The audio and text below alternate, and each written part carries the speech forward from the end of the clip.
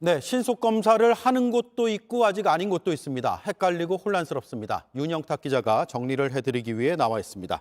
앞서 본 네 곳 말고 토요일부터는 이 신속 검사를 도입하기로 하는 거죠. 전국 모든 곳에서요. 맞습니다. 각 보건소 선별검사소에 가면 앵커께서도 보여주셨지만 이런 자가진단 키트를 무료로 줍니다. 이걸로 예. 바로 현장에서 검사를 하면 되는데요. 시중에서 구할 수 있는 제품과 같은 걸 줍니다. PCR 검사도 2월 3일까지는 누구나 할 수 있습니다. 네, 그러니까 설 연휴 기간과 그 다음 날까지는 PCR 검사와 신속 검사를 병행하는 건데. 맞습니다. 그런데 문제는 여기서 이렇게 제가 음성이 나왔다고 해도 음성 확인서가 안 나온다면서요? 맞습니다. 제가 취재를 해봤는데요. 방역당국에서는 안 된다는 답변을 내놨습니다.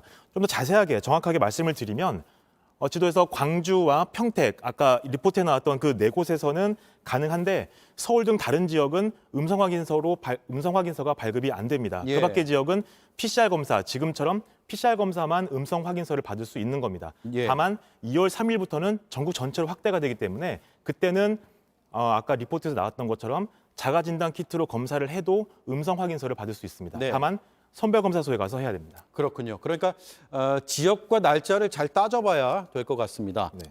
그리고 이 자가진단 키트의 결과가 완전히 정확한 건 아니다라는 거죠.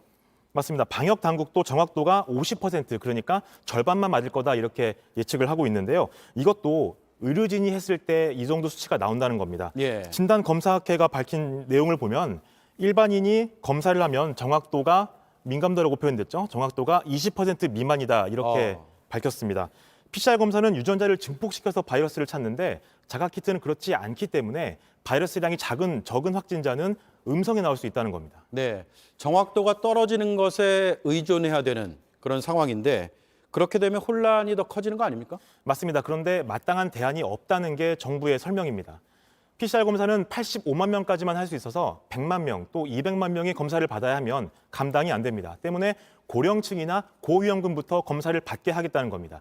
현재 1일 검사량이 평일 50만 건 정도 돼서 30만 건 정도는 여유가 있는데요. 이렇게 한계를 넘을 때까지는 지금 체제를 유지해야 된다 이런 주장도 나오고 있습니다. 네, 자 검사 말고 치료는 어떻습니까? 확진자들이 치료받으려면 이제 동네 병원 가는데 준비가 잘 돼 있습니까? 이게 지금 아직까지는 여력이 있지만 동네 병원의 참여도 반드시 필요한 상황입니다.